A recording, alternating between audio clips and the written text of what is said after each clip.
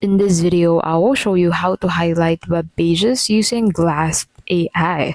So to get started, go ahead and select a web page that you want to highlight. So open that and then make sure that you have enabled Glasp AI for your specific page. So in here, go ahead and highlight the area that you want to highlight using Glasp AI.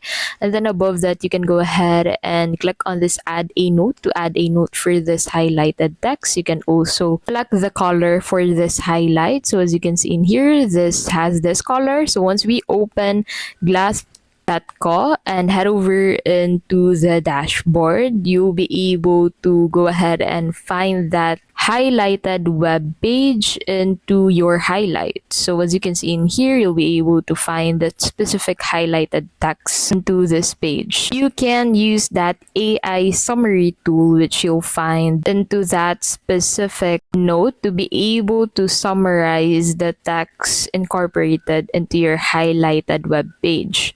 So you can go ahead and copy the text directly. So this will allow you to easily summarize text that you have highlighted using Glasp.co. And that is how you can simply highlight web pages using Glasp AI.